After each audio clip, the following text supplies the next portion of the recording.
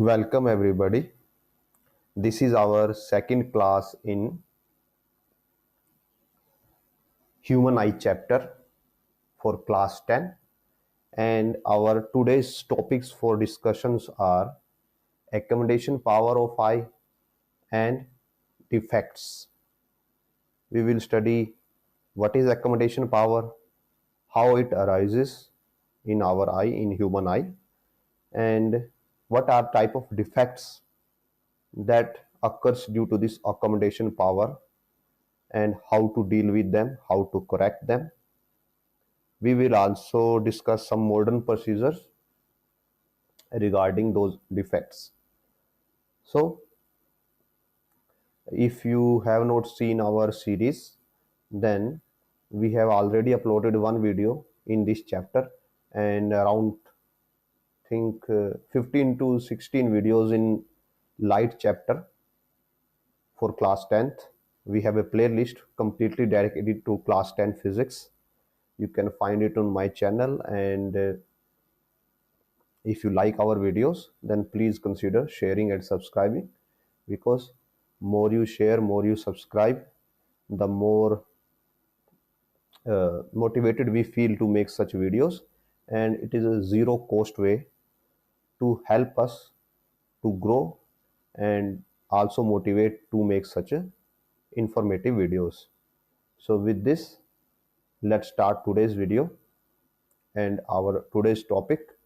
So please share, like and subscribe.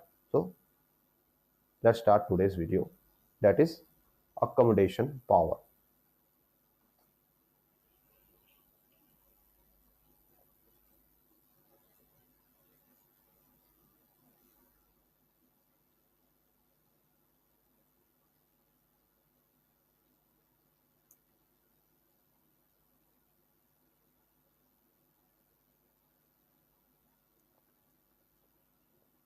हमने आपको हमारी लास्ट वीडियो में आईज के अंदर एक मसल एक्सप्लेन किया था जिसको बोला जाता है सिलरी मसल।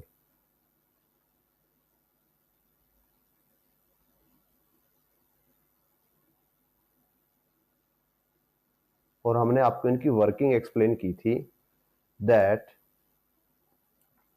जो ये मसल्स होते हैं ये एक वर्क करते हैं, और वो क्या होता है,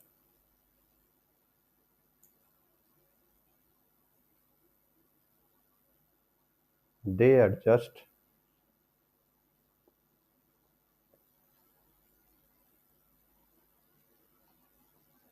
focal length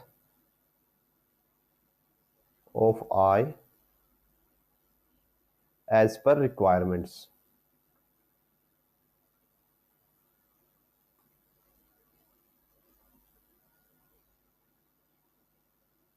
अभी हम आपको वो रिक्वायरमेंट्स भी समझाते हैं कि इन रियलिटी रियल लाइफ में क्या होता है। जो सिलरी मसल है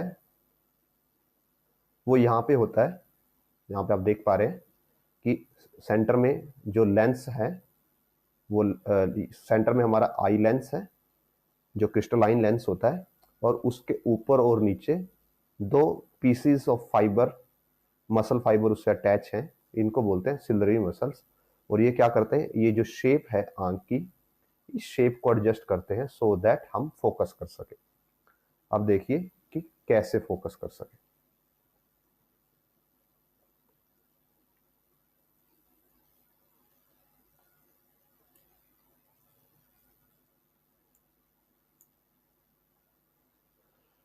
सो सपोज कीजिए हमारे पास एक ये लेंस है,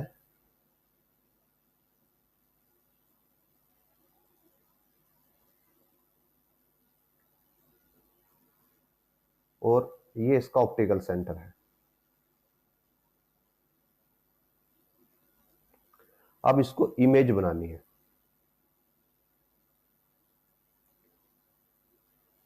ये इसका फोकस है, ये इसका फोकस है, ये 2f है, f1 2f1, एंड यहाँ पे है f2 और यहाँ पे है 2f2। तो अब ये जो लेंस है ये क्या है,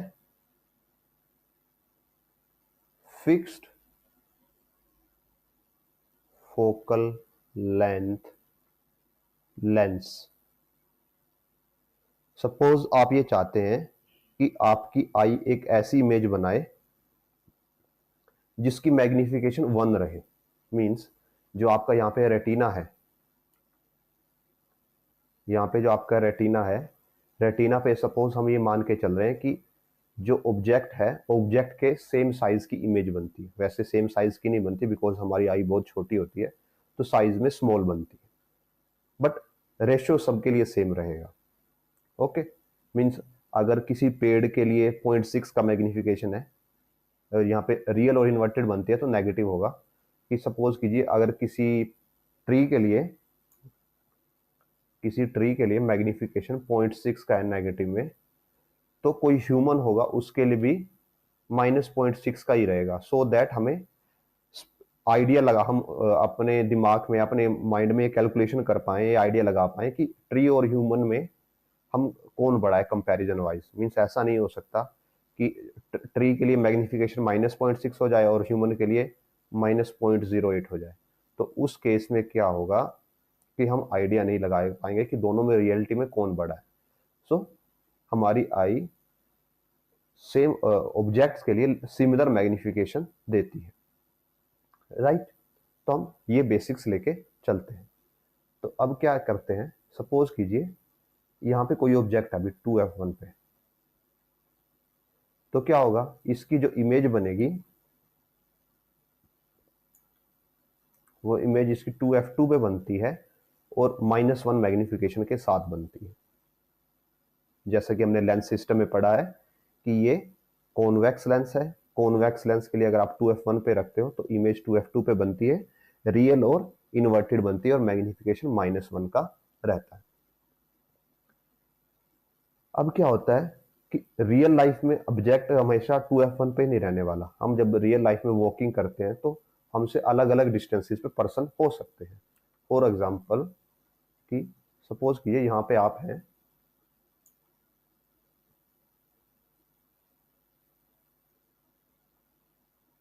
ये आप हैं और यहाँ पे आपके एक फ्रेंड ये खड़ा है, दूसरा फ्रेंड ये है,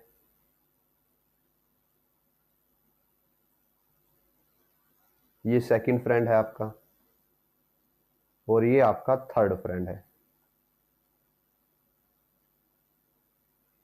अब हम हमसे इनसे डिस्टेंसेस भी डिनोट कर देते हैं आपके। ये पहले से डिस्टेंस है आपका, ये सेकंड के लिए है और ये थर्ड के लिए है।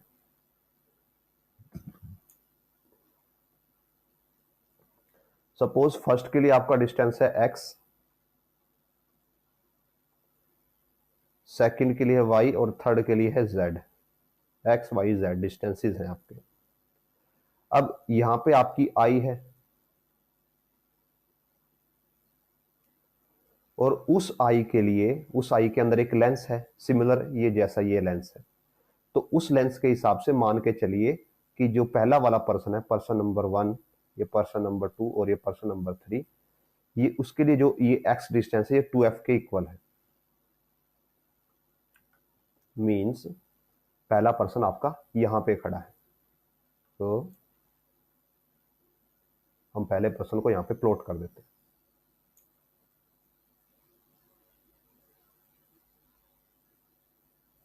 ये आपकी आई का लेंस है, ये पहला पर्सन है यहाँ पे। फिर यहाँ पे दूसरा पर्सन है एंड हियर इट इज, ये थर्ड पर्सन है। अब इस लेंस के लिए क्या होता है, कॉन्वेक्स लेंस के लिए, अगर आपने थ्योरी की क्लासेस को ढंग से डिटेल में हमारी देखा है तो मैग्निफिकेशन वेरिएबल होती है। कैसे वेरिएबल होती है,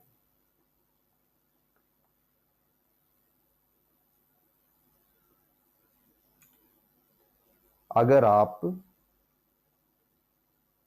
बिटवीन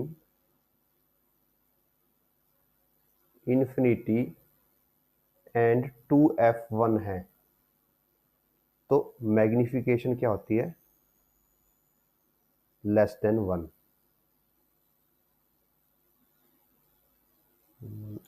हम प्रॉपर लिखते हैं। जो मैग्निफिकेशन होती है वो होती है less than -1।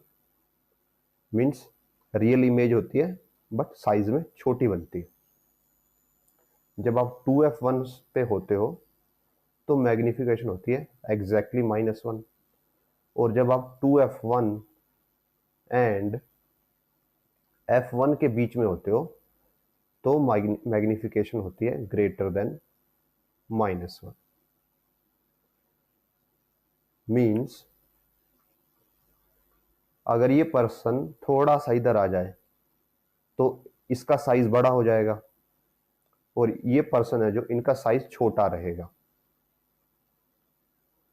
So this is problem in real life कि अगर दो पर्सन एक दूसरे के लगभग पास भी खड़े हैं बट वो एक दूसरे से स्मॉल डिस्टेंस अपार्ट है, सिर्फ एक दूसरे से थोड़े से कम डिस्टेंस पे हैं, तो आपकी आई उनको अलग अलग मैग्निफिकेशन दे रही है। तो इसी प्रॉब्लम को सॉल्व करने के लिए आई के जो सिलरी मसल्स होते हैं वो क्या करते हैं, इस लेंस की फोकल लेंथ को एडजस्ट कर देते हैं। फोकल लेंथ एडजस्ट होने से हमें क्या बेनिफिट्स मिलता है? नंबर 1, अगर लेंस की फोकल लेंथ फिक्स रहे, अगर इस लेंस की फोकल लेंथ फिक्स रहे तो ये एक ही जगह की इमेज को प्रॉपरली मैग्नीफाई कर सकता है, बाकी जगह की इमेजेस को अनइवनली मैग्नीफाई करेगा। दूसरा, अगर हम एक ही जगह की इमेज को मैग्नीफाई कर पाए एक सर्टेन वैल्यू पे, तो हम कंपेयर नहीं कर पाएंगे दो ऑब्जेक्ट्स को एक दूसरे के साथ, राइट। सो ये दो प्रॉब्लम्स होती हैं जिनको सॉल्व करने के लिए सिलरी मसल्स क्या करते हैं, जो लेंस है उसकी शेप को बदल देते हैं डिपेंडिंग अपॉन द रिक्वायरमेंट। जब आप पहले पर्सन को देख रहे हो तो इसकी फोकल लेंथ कम हो जाएगी लेंस की। जब आप दूसरे पर्सन पे फोकस करोगे तो वो अपनी फोकल लेंथ को फिर से इंक्रीज कर देगा सच दैट कि जो 2f1 पॉइंट यहाँ पे था वो 2f1 पॉइंट यहाँ पे चला जाए, सो दैट इस पर्सन के लिए भी उतनी ही मैग्निफिकेशन मिले।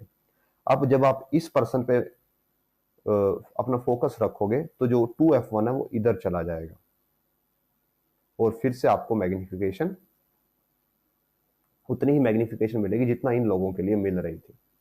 तो इससे क्या होता है कि आप जो लोगों की सेम मैग्निफिकेशन मिलने से, मींस ऑब्जेक्ट्स की सेम मैग्निफिकेशन मिलने से उनमें कंपैरिजन इजीली कर पाते हो।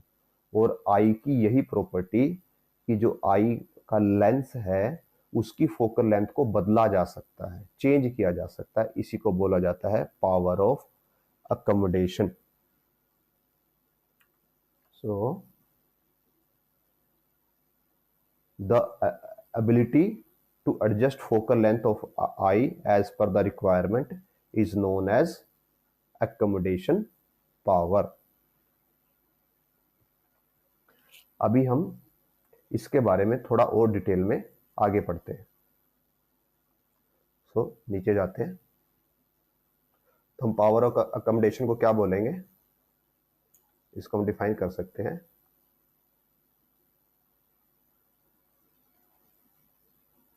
Power of accommodation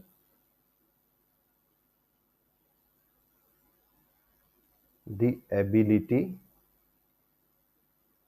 of our eye to adjust its focal length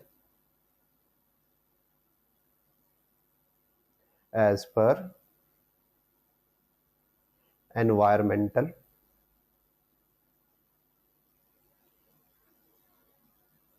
/ outside requirements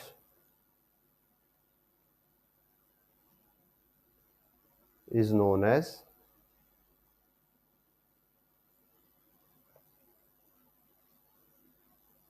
power of accommodation.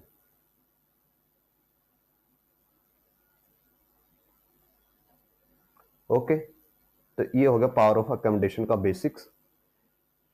ये होती किसकी हेल्प से है, इसके लिए रिस्पॉन्सिबल कौन है,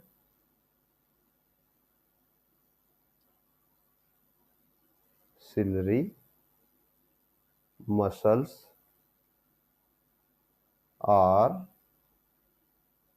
responsible for this action.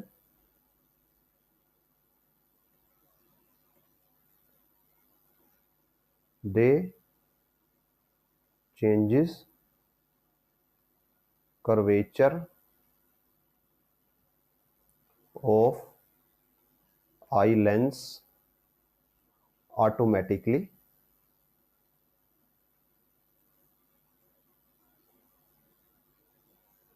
as per requirement. Okay, तो सिलरी मसल्स ये काम करने के लिए रिस्पॉन्सिबल है, जो आपकी आंख की फोकल लेंथ अपने आप बदल सकती है, अपने आप एडजस्ट हो सकती है, उसके लिए सिलरी मसल्स रिस्पॉन्सिबल है। और वो क्या करते हैं, आई के लेंस का जो कर्वेचर है वो बदल देते हैं। और कर्वेचर और फोकल लेंथ एक दूसरे के साथ रिलेटेड होते हैं। कैसे, जो फोकल लेंथ होती है वो कर्वेचर का हाफ होती है, तो अगर रेडियस ऑफ कर्वेचर बदलेगा तो फोकल लेंथ भी बदल जाएगी, और फोकल लेंथ बदलने से आप अलग अलग ऑब्जेक्ट्स पे फोकस कर सकते हो। नाउ जो ये पावर है अकोमोडेशन की, ये लिमिटेड होती है। Power of accommodation is limited and not infinite.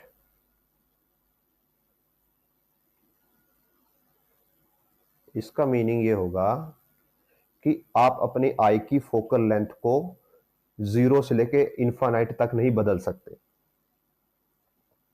आपकी आई की फोकल लेंथ की कुछ रेंज है कि वो कम से कम इतनी हो सकती है और ज्यादा से ज्यादा इतनी हो सकती है, और यही आपकी एक विजिबल रेंज होती है जहां पे आप क्लियरली देख सकते हो। सो सपोज कीजिए आपकी आई का लेंस है,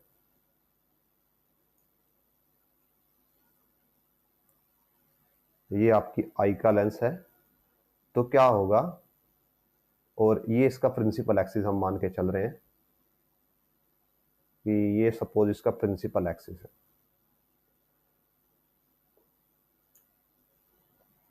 तो यहां पे दो पॉइंट्स होते हैं, ये फर्स्ट पॉइंट है ए, और ये सेकंड पॉइंट है बी। आपकी आई का lens with the help of ciliary muscles in दो पॉइंट्स के बीच में ही अपनी फोकल लेंथ को एडजस्ट कर सकता है। जो आपकी आई के पास वाला पॉइंट होता है, इसको बोला जाता है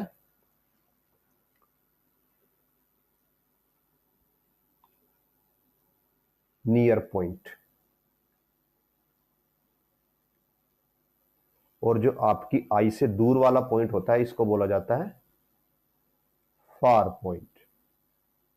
अगर कोई ऑब्जेक्ट ए और बी के बीच में है, इन दो पॉइंट्स के बीच में है, तभी आपके आई के सिलरी मसल्स अपने आप को इस तरह से एडजस्ट कर सकते हैं कि वो आपको इसकी एक प्रॉपर इमेज दे पाए, प्रॉपरली मैग्नीफाइड इमेज दे पाए, सो दैट आप उन चीजों में कंपेयर कर सको।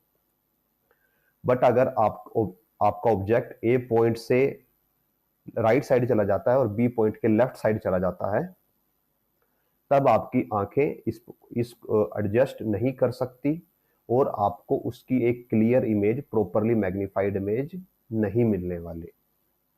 ओके, सो ये जो नियर पॉइंट्स हैं और ये जो फार पॉइंट्स हैं, आगे हमें इन्हीं के बारे में स्टडी करना है कि कैसे इनके वेरी होने की वजह से आई में डिफेक्ट आ जाते हैं। तो for normal people,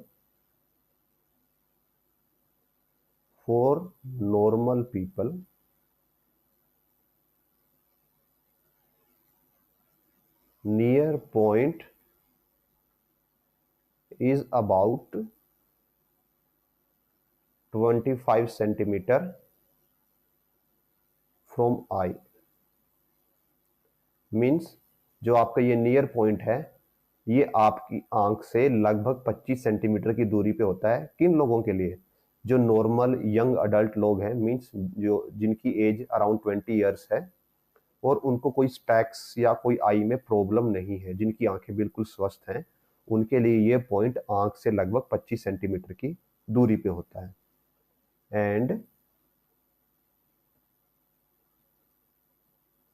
far point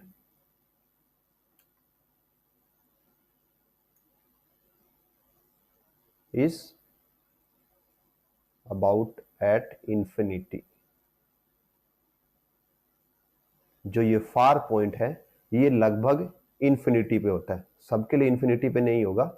और इंफिनिटी का मतलब ये नहीं कि आप रियली में इंफिनिटी पे देख सकते हो, मींस वो डिस्टेंस बहुत लार्ज होता है और उसको मेजर करना इतना आसान नहीं है और सबके लिए थोड़ा थोड़ा अलग होगा।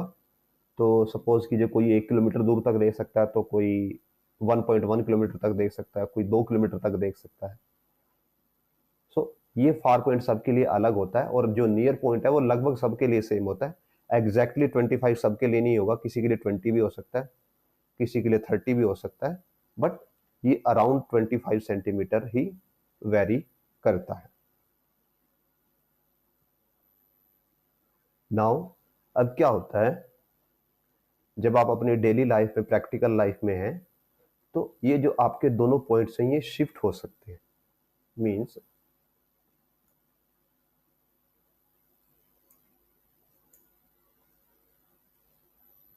both near point and far point can shift। ये दोनों पॉइंट शिफ्ट हो सकते हैं और जब ये शिफ्ट होते हैं, नॉर्मली जो आपके पॉइंट्स हैं, जो नियर पॉइंट है वो टुवर्ड्स द आई आता है और जो फार पॉइंट है वो टुवर्ड्स द आई शिफ्ट होता है और जो नियर पॉइंट है वो far from the I shift होता है। मींस ए पॉइंट आंख से दूर जाएगा और बी पॉइंट आंख के पास आएगा। तो शिफ्टिंग कैसे होगी? जो नियर पॉइंट है ये क्या होगा? Move away from I.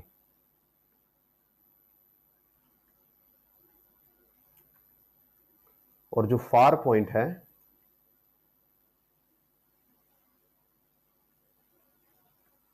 ये क्या होगा? मूव टुवर्ड्स आई। अब इससे क्या इफेक्ट प्रोड्यूस होगा कि सपोज कीजिए कि ये आपका आई आई का एक वो है, नॉर्मल आई के लिए फिगर ये है कि ये नियर पॉइंट है, ये फार पॉइंट है, एंड जो नियर पॉइंट है वो आपका लगभग 25 सेंटीमीटर के डिस्टेंस पे है। जो ये डिस्टेंस है ये अप्रोक्सीमेटली 25 सेंटीमीटर है और ये तो हम इनफाइनाइट लेके चल रहे हैं। तो अभी हम क्या करते हैं, इसको रीजन को कॉपी कर लेते हैं सो दैट हम आपको कंपेयर करके दिखा सकें।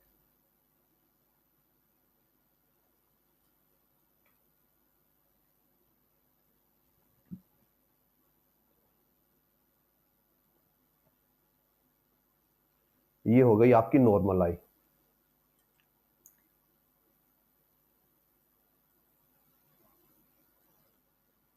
अब हम इस पॉइंट को ना शिफ्ट करेंगे।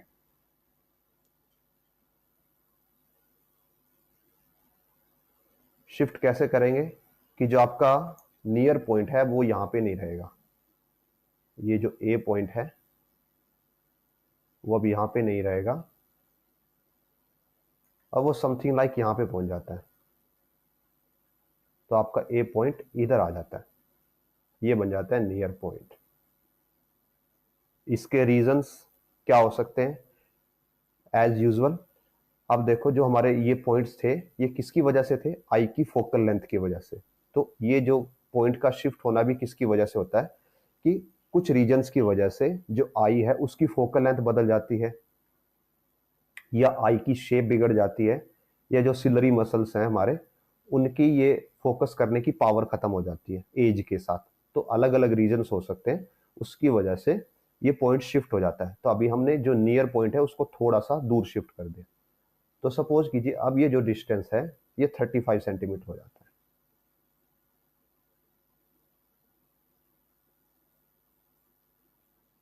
तो इस सिनेरियो में क्या होगा कि पहले आप जो ऑब्जेक्ट अगर कोई 25 सेंटीमीटर पे रखा था उसको आप इजीली बिल्कुल क्लियरली देख पा रहे थे, अब उस ऑब्जेक्ट को आप नहीं देख पाओगे। मींस पहले कोई ऑब्जेक्ट जो यहाँ पे रखा था 25 सेंटीमीटर पे उसको आप देख पाते थे इजीली, बट अब आप उसको नहीं देख पाओगे। आप 35 सेंटीमीटर पे रखे ऑब्जेक्ट को क्लियरली देख पाओगे और ये ऑब्जेक्ट आपके लिए अब धुंधला हो जाएगा।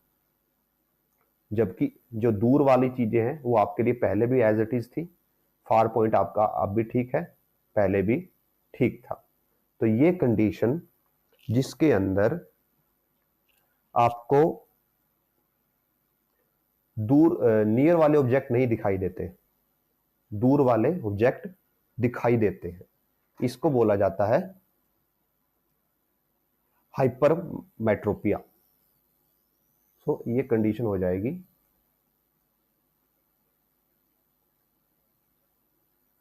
हाइपरमेट्रोपिया।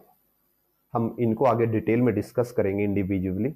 अभी तो हम जस्ट आपको एक फिगर के वे में समझा रहे हैं कि होता क्या है। हाइपरमेट्रोपिया में क्या होता है कि आपको पास के ऑब्जेक्ट नहीं दिखाई देते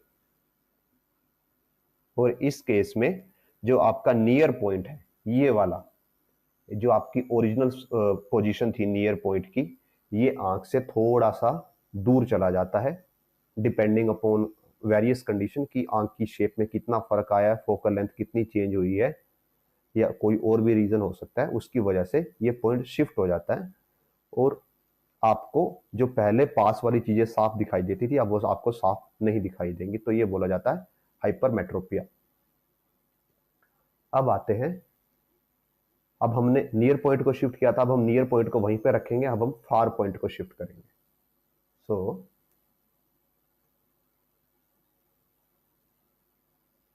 ये हमारी होगी नॉर्मल आई। अब हम क्या करते हैं, फार पॉइंट को शिफ्ट करते हैं। और हमने आपको बताया था कि near point away from the eye जाता है और far point towards the eye आता है, ये आई के पास में आएगा। सो सपोज कीजिए फार पॉइंट अब इधर आ गया, ये हो जाता है आपका फार पॉइंट। तो इस केस में क्या होगा, पहले कोई ऑब्जेक्ट जो यहां पे था, मींस सपोज यहां पे कोई ऑब्जेक्ट था वो आपको क्लियर दिख रहा था, यहाँ पे इस केस में कोई ऑब्जेक्ट यहाँ पे था वो आपको क्लियर दिख रहा था, बट अब आपका फार पॉइंट शिफ्ट हो गया टुवर्ड्स द आई, आंख की तरफ। तो अब आपको ये इमेज ऑब्जेक्ट क्लियर नहीं दिखेगा क्योंकि अब आपकी आई सिर्फ इस रीजन में ही फोकस कर सकती है, इस रीजन के बाद आपकी आंख फोकस ही नहीं कर सकती और अगर फोकस नहीं होगा तो आपको वो धुंधला दिखाई देगा, तो आप इसको क्लियरली देख नहीं पाओगे। तो इस केस को बोला जाता है मायोपिया।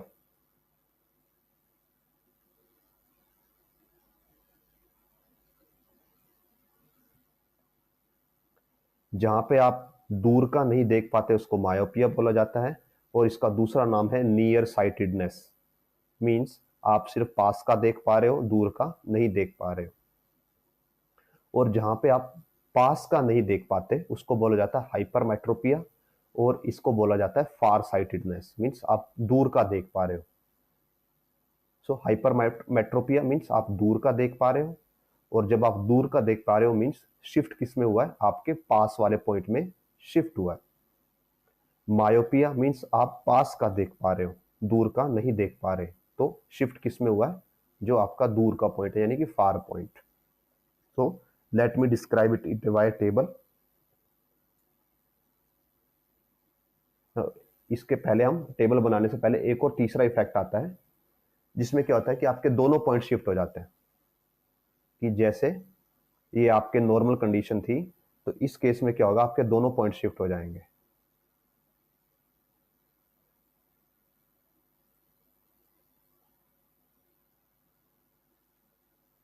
इसमें आपका जो नियर पॉइंट है वो आंख से दूर चला जाएगा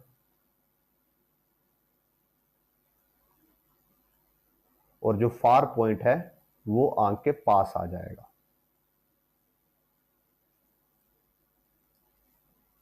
मीन्स आपकी आंख एक छोटे से रीजन में ही फोकस कर सकती है अब। जैसे पहले ज्यादा रीजन था उसके पास फोकस करने के लिए, जैसे ये नॉर्मल आई थी तो इसके पास इतना बड़ा रीजन था ए से लेके बी तक फोकस करने के लिए, क्लियर इमेज बनाने के लिए। अब आपके पास वो रीजन नहीं रहा, अब आपकी आई एक छोटे से रीजन में ही फोकस कर सकती है। और यहाँ में आपके पास दोनों इफेक्ट हैं, यहाँ पे आपके पास मायोपिया भी है और हाइपरमेट्रोपिया भी है। और इस केस में जो ये वाला इफेक्ट है इसको बोला जाता है प्रेस बायोपिया।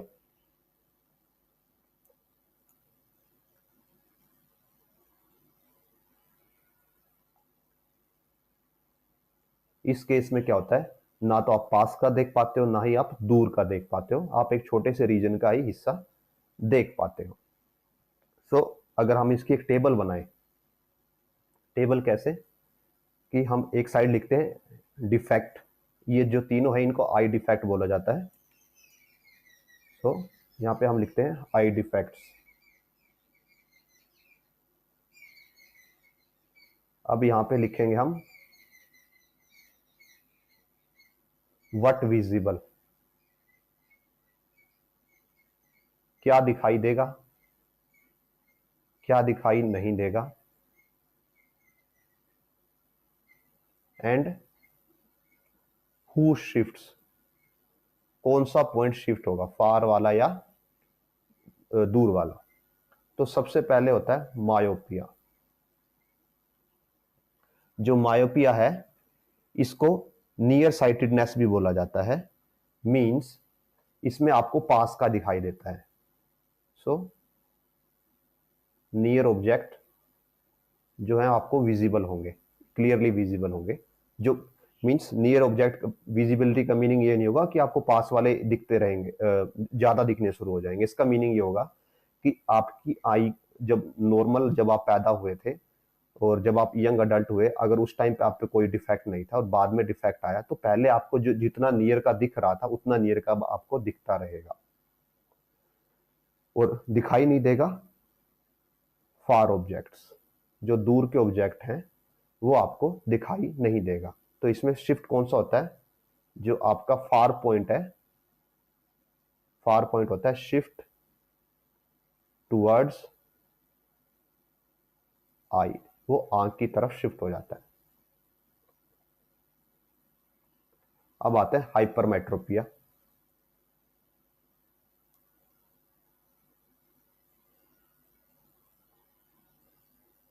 इसमें क्या होता है, आपको दूर के ऑब्जेक्ट पास साफ दिखाई देते हैं,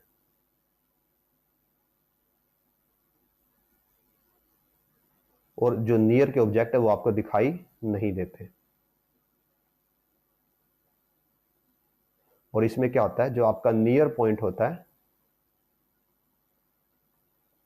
वो आई से दूर चला जाता है।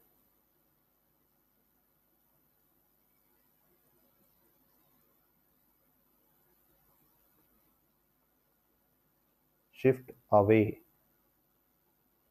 From I. अब जो लास्ट कंडीशन है दैट इज प्रेस बायोपिया।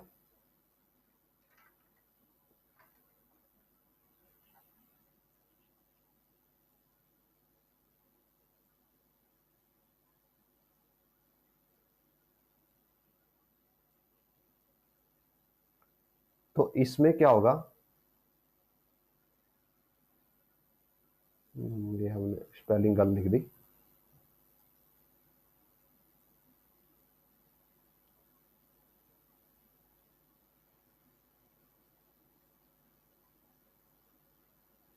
तो इसमें आपको क्या विजिबल होगा, नोट नियर नोट फार, ना आपको पास वाला विजिबल होगा ना दूर वाला, ना नियर विजिबल है ना फार विजिबल है। और इसमें क्या होता है, दोनों पॉइंट शिफ्ट होते हैं, फार पॉइंट टुवर्ड्स आई एंड जो नियर पॉइंट है वो जाएगा टू अवे, नियर पॉइंट जाएगा जो आपका, वो जाएगा अवे फ्रॉम आई। तो ये आपकी एक टेबल बन जाएगी जिससे आप सभी इंफॉर्मेशन जो आपको मायोपिया, हाइपरमेट्रोपिया और प्रेसबायोपिया में होती हैं, वो एक सिंगल टेबल में आप एनकोड कर सकते हो। ये टेबल आप अपनी कॉपी में बना सकते हो सो दैट आपको एक इजी अंडरस्टैंडिंग दोनों की रहे। तो अब तक हमने सिर्फ डिफेक्ट को स्टडी किया, इसके अलावा भी बहुत सारे डिफेक्ट्स होते हैं आईज में, बट जो आपके सिलेबस में है वो यहीं तक है, बेसिक मायोपिया, हाइपरमेट्रोपिया और प्रेसबायोपिया। अब तक हमने इनकी कंडीशंस को स्टडी किया कि किस इफेक्ट में क्या होता है, क्या दिखाई देगा, क्या नहीं दिखाई देगा, और ऐसा क्यों हो रहा है, कि किस पॉइंट में शिफ्टिंग की वजह से हो रहा है। अब हम इन इफेक्ट्स के आपको डायग्राम दिखाएंगे और उनको क्योर करने के मेथड भी बताएंगे कि आप उनको ठीक कैसे कर सकते हो। तो आप अपनी स्क्रीन पे, अभी हम मायोपिया का स्टडी करेंगे सबसे पहले। तो आप अपनी स्क्रीन पे मायोपिया के लिए डायग्राम देख सकते हो। जो हमारी पहली इमेज है ए, ये एक नॉर्मल आई है। ओ इसके लिए एक फार पॉइंट है जिसकी इमेज रेटिना पे प्रॉपरली बन रही है। देख सकते हैं आप, जो लाइट्स है वो रेटिना पे जाके फोकस हो रही है और ओ पॉइंट की इमेज प्रॉपरली रेटिना पे बन रही है। बट क्या होता है कि इसके अंदर, मायोपिया के अंदर, जो आपका पॉइंट है वो शिफ्ट हो जाता है। कैसे शिफ्ट हो जाता है हम आपको पहले एक्सप्लेन कर चुके। तो सपोज कीजिए कि पहले अगर उसका फार पॉइंट ओ था, ठीक है, तो अब ये पॉइंट इधर है। पहले उसका फार पॉइंट यहां पे था, अब ये पॉइंट शिफ्ट होके यहां पे आ गया। तो इस एरिया में जो भी ऑब्जेक्ट होगा उसकी इमेज अब आई के रेटिना पे नहीं बनेगी। क्यों नहीं बनेगी? क्योंकि आई की जो फोकल लेंथ है या आई की टोटल लेंथ है उसमें कोई चेंज आ गया है, या आई के लेंस में कोई चेंज आ गया है, जिसकी वजह से जो फार पॉइंट था पहले यहां पे था वो शिफ्ट होकर अब यहां पे पहुंच गया है। तो यहाँ पे कोई जो ऑब्जेक्ट था अब उसकी इमेज रेटिना पे नहीं बन रही, रेटिना से पहले बन जा रही है। तो अभी हमें क्या करना है, हमें इस इमेज को ऐसे मॉडिफाई करना है, हमारे आई के लेंस को ऐसे मॉडिफाई करना है कि जो इमेज यहाँ पे बन रही है हम उसको उठा के यहाँ पे बनाएं। तो ऐसा आप ऐसे कर सकते हो कि जो आपका ये पॉइंट था ये पहले इन्फानाइट पे माना जाता है था, अब उसको आप वापस अगर किसी तरीके से इन्फानाइट पे शिफ्ट कर दो तो आपकी आई फिर से प्रॉपरली वर्क करने लग जाएगी। तो आप ये कैसे कर सकते हो, हमारे पास जो कॉनकेव मिरर होता है, ये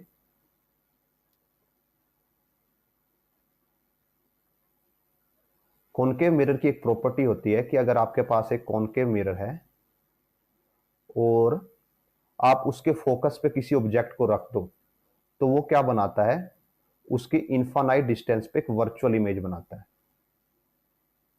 और यहां पे हम वही करेंगे, जस्ट उसी प्रॉपर्टी का यूज करेंगे। हम क्या करेंगे कि आई के बीच में और ऑब्जेक्ट के बीच में एक प्रॉपर फोकल लेंथ का, जो फोकल लेंथ हम कैलकुलेट करेंगे आई के हिसाब से, जिसको जो उसका फार पॉइंट जो पास में शिफ्ट हुआ है उसकी कैलकुलेशन यूज करके एक प्रॉपर फोकल लेंथ का कॉनकेव लेंस रखेंगे। उस कॉनकेव लेंस के लिए जो ये फार पॉइंट है उसके फोकल पे होगा, और जब वो इसके फोकल पे होगा उस केस में ये ऑब्जेक्ट उसकी इमेज इनफाइनाइट डिस्टेंस पे बनाएगा, और वो इनफाइनाइट डिस्टेंस की इमेज हमारी आई के लिए ऑब्जेक्ट का काम करेगी, और उस ऑब्जेक्ट को हमारी आई रेटिना पे फोकस कर सकती है जो पहले करते आ रही थी। सो ऐसे आप मायोपिया को करेक्ट कर सकते हो यूजिंग कॉनकेव लेंस। और यहां पे कॉनकेव ही यूज क्यों किया, कॉन्वेक्स भी तो यूज कर सकते थे, क्योंकि इनफाइनाइट पे इमेज तो वो भी बनाता है। कब बनाता है? अगर आपके पास कोई कॉनकेव लेंस है, अगर आप उसके ऑप्टिकल सेंटर और फोकस के बीच में ऑब्जेक्ट को रख दो तो वो भी इमेजिनरी इमेज बनाता है, और उस पर भी डिस्टेंस आप इनफाइनाइट तक ले जा सकते हो। बट उसके केस में क्या है कि जो मैग्निफिकेशन होती है, मैग्निफिकेशन बढ़ती जाती है। तो अगर आप यहाँ पे कॉन्वेक्स लेंस यूज करते और सेम प्रोसीजर उसके लिए करते, तो यहाँ पे आपको हाईली मैग्नीफाइड इमेज मिलती और जो डिस्टेंस के साथ और मैग्नीफाई होती जाती, तो फिर से अकोमोडेशन की प्रॉब्लम आ जाती जो आपको नहीं चाहिए। बिकॉज जो इनफाइनाइट के डिस्टेंस के ऑब्जेक्ट होते हैं आपको नॉर्मली पॉइंट साइज दिखाई देते हैं। मीन्स अगर आपसे कोई 2 किलोमीटर दूरी पे कोई ऑब्जेक्ट है तो आपको उसकी बहुत ही स्मॉल इमेज दिखाई देगी, मैग्नीफाइड इमेज नहीं दिखाई देगी। तो इसलिए हम यहाँ पे कॉन्वेक्स लेंस का यूज नहीं कर सकते। इसलिए मायोपिया में हम कॉनकेव लेंस का यूज करते हैं क्योंकि वो इनफाइनाइट डिस्टेंस पे पॉइंट ऑब्जेक्ट की इमेज बनाता है। अब हम आगे बढ़ते हैं, जो हमारा सेकंड है that is hypermetropia. So this is hypermetropia. So इस केस में क्या होता है हाइपरमेट्रोपिया में कि आपको हाइपरमेट्रोपिया के केस में आपको दूर के ऑब्जेक्ट तो दिखाई देते हैं बट पास के ऑब्जेक्ट नहीं दिखाई देते।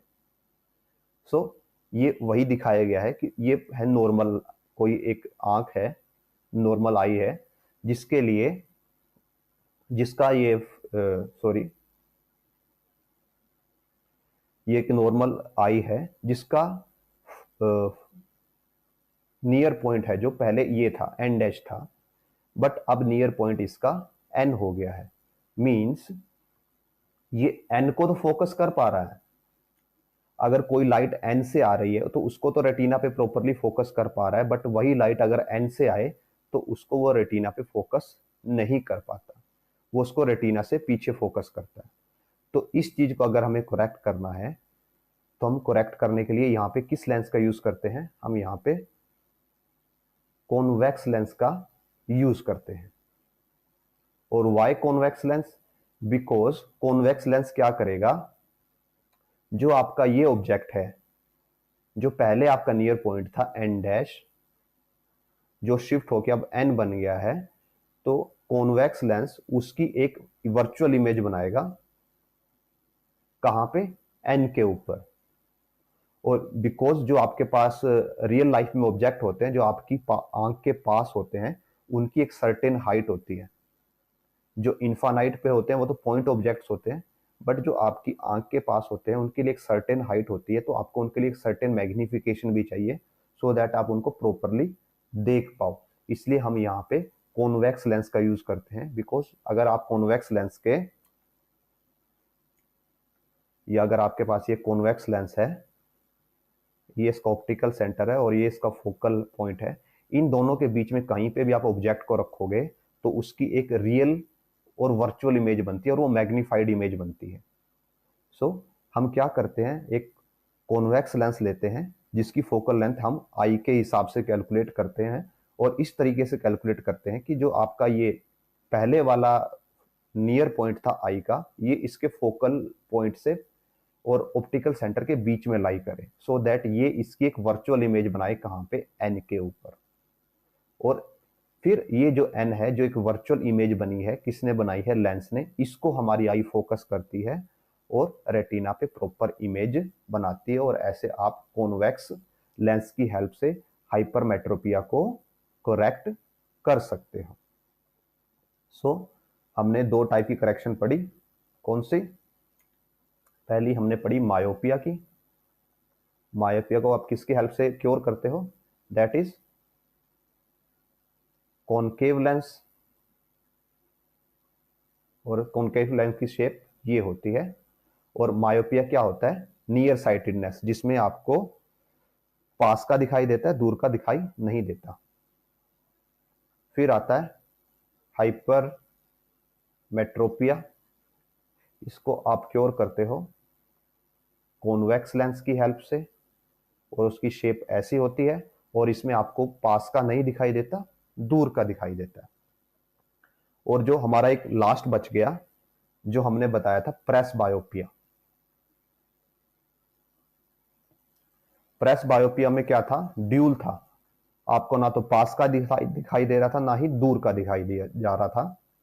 तो इस केस में क्या किया जाता है, बाईफोकल लेंस यूज किया जाता है।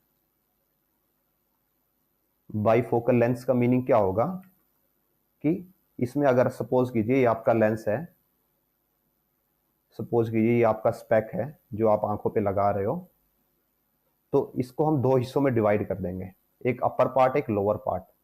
जो अपर पार्ट है ये होगा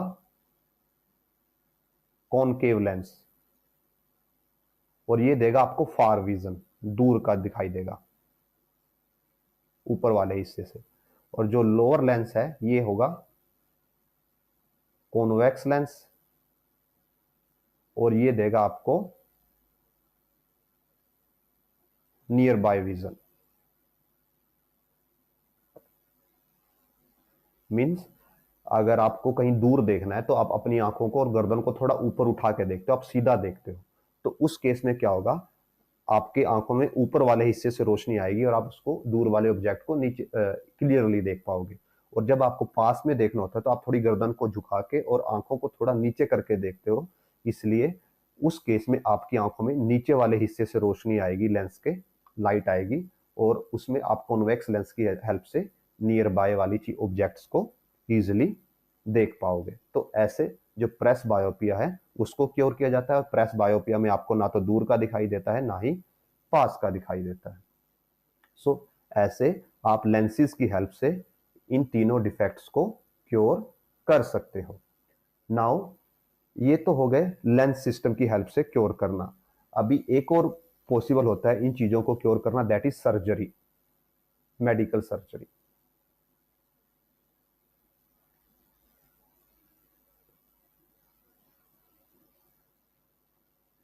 और मेडिकल सर्जरी में नॉर्मली क्या यूज किया जाता है, दैट इज लेसिक।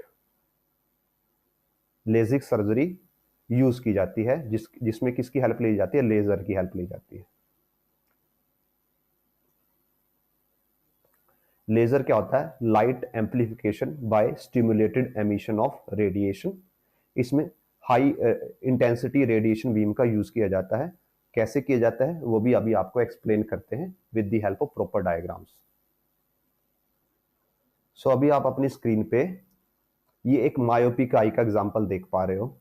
यहाँ पे क्या हो रहा है कि ये नॉर्मल आई थी जो प्रॉपरली फोकस कर पा रही थी, पर हमारा पॉइंट शिफ्ट हो गया, उसकी वजह से हम अब प्रॉपर फिक्स नहीं कर पा रहे हैं, हमारी इमेज आई पे पहले ही बन जा रही है।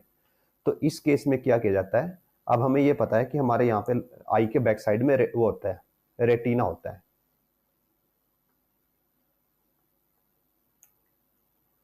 यहाँ पे हमारे यहाँ पे रेटिना लेयर होती है जिसके ऊपर जब लाइट डलती है तभी इमेज हमारे इमेज फॉर्म होती है, इलेक्ट्रिकल सिग्नल में कन्वर्ट होती है, हमारे माइंड तक पहुंचती है।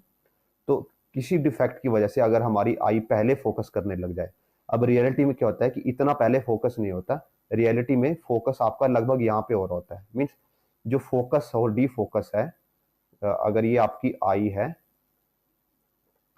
तो मायोपिया के केस में लाइट यहाँ पे फोकस हो रही होगी और हाइपर माइट्रोपिया के केस में यहाँ पे फोकस हो रही होगी। मीन्स थोड़ा आगे पीछे होता है, स्लाइट डिफरेंस होता है, बिकॉज ऑब्जेक्ट आपको धुंधला तो दिखाई देता है, बिल्कुल दिखाई देने वाला बंद नहीं होता, धुंधला दिखाई देता है पर दिखाई देता है। तो फिर क्या किया जाता है, लेजर की हेल्प से, बिकॉज जो आपका रेटिना होता है वो पूरा यूज नहीं होता आपकी आंख में, बस उसका एक छोटा सा हिस्सा ही रियलिटी में यूज होता है, बाकी का रेटिना एज इट इज पड़ा रहता है। तो लेजर की हेल्प से क्या किया जाता है कि जो आपका ये साइड वाला रेटिना हुआ है, पड़ा है, जो एक्स्ट्रा है जिसका कोई यूज नहीं है, उसको कट करके जो जहां पे आपकी इमेज बन रही है वहां पे डिपॉजिट कर दिया जाता है। मींस ये तो आपका स्टार्टिंग का रेटिना था ही, यहाँ पे जो रेटिना था उसको उठा के यहाँ पे लगा दिया जाएगा, यहाँ पे जो रेटिना पड़ा था उसको उठा के यहाँ पे लगा दिया जाएगा। ऐसे ही जो एक्स्ट्रा रेटिना पड़ा होता है उसको उठा के एक दूसरे के ऊपर लेयर बना दी जाती है।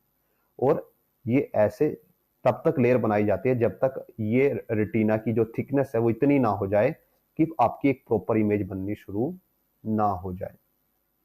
सो ऐसे लेजर की हेल्प से आप मायोपिया को क्योर कर सकते हो। और माइट्रोपिया के केस में क्या होता है, ये इमेज थोड़ा पीछे बन रही होती है, तो इस केस में यहां से रेटिना को थोड़ा स्लाइस कर दिया जाता है, काट दिया जाता है, सो दैट काट के रेटिना थोड़ा पतला हो जाता है और उसकी डेप्थ इतनी हो जाती है कि ये लाइट वहां तक प्रॉपर रेटिना के ऊपर इमेज बना सके। ऐसे आप लेजर की हेल्प लेते हो। मीन्स जो डॉक्टर्स होते हैं वो लेजर का यूज करते हैं वो रेटिना को स्लाइस करते हैं और स्लाइस करके या तो उसकी डेप्थ को इंक्रीज कर देते हैं या उसकी डेप्थ को डिक्रीज कर देते हैं, डिपेंडिंग अपॉन कि आपको पास का दिखाई नहीं दे रहा या दूर का नहीं दिखाई दे रहा, और ऐसे वो लेजर की हेल्प से मायोपिया और हाइपरमेट्रोपिया को क्योर कर पाते हैं। सो इस लेक्चर में हम इतना ही डिस्कस करेंगे। जो हमारा नेक्स्ट लेक्चर होगा उसमें हम रिफ्रैक्शन स्टार्ट करेंगे, refraction of light through glass prism और रेनबो फॉर्मेशन एक्सेट्रा, ये सभी हम डिस्कशन करेंगे नेक्स्ट लेक्चर में। एंड एज यूजुअल, अगर आपको हमारी इन वीडियो से एक बेटर इंफॉर्मेशन मिल रही हो, बेटर नॉलेज मिल रही हो, आपकी अंडरस्टैंडिंग डेवलप हो रही हो, then please share this video, subscribe to my channel, because the more you share, more you subscribe, more we feel motivated to make such content which is helpful to you and other people also. And it is a zero cost way for you to subscribe, because when you subscribe तो आपको अपनी तरफ से कुछ पे नहीं करना, आपको ये content free of cost available होगा, ऐसे जैसे अभी अवेलेबल है, बाद में भी ऐसे फ्री ऑफ कॉस्ट अवेलेबल होगा। और आपको जैसे ही हमारा कंटेंट लाइव होता है आपको नोटिफिकेशन भी आएगी, तो आप जल्दी से जल्दी लेटेस्ट अपडेट भी देख पाओगे। So please share this video, subscribe to my channel, we will back with our new video. Till then, thanks for watching.